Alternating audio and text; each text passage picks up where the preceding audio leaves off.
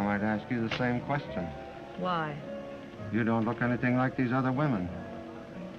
Give me time. The woman, Marlene Dietrich, a big star. The man, Wichita's Sidney Toler, who made over 80 movies starting in 1929. I'm getting sick and tired talking about that dame. For the next decade, he was one of that army of character players who enriched movies so much in those years. Film historian J.B. Kaufman and I talked at the Orpheum.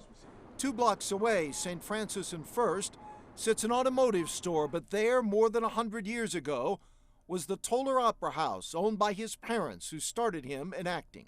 He was a real Renaissance man, and there were a number of those in show business at that time. Toler could act, write, and direct.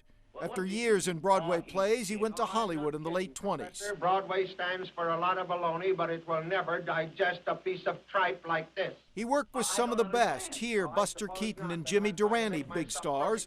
Also with Laurel and Hardy, Clark Gable, and Bette Davis, among others, making several movies a year. Then, at the age of 64, his most famous role, indeed one of the most famous roles in film. Captain Johnson shot Mrs. Wayne's husband when he came aboard ship and hid money in lifeboat. Chinese detective Charlie Chan, portrayed in nearly 100 movies. No one played Chan more than Toler. Audiences flocked to see the low-key, folksy detective get his man. The element that gives the Charlie Chan series its staying power is that kind of comfortable familiarity of the character, his sayings. Those sayings always making a point. Ancient ancestor once say, even wise man cannot fathom depth of woman's smile. Opinion like tea leaf in hot water.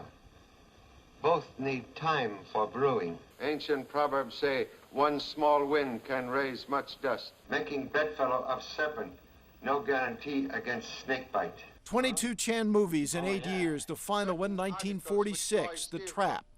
Working in great pain from stomach cancer that would take his life. He was a trooper, and he gave it all he had up to the point where he died in 1947. He died at 72 in Beverly Hills, but returned here to rest at the Highland Cemetery. No, never a big star, but he was compensated with a career many would envy.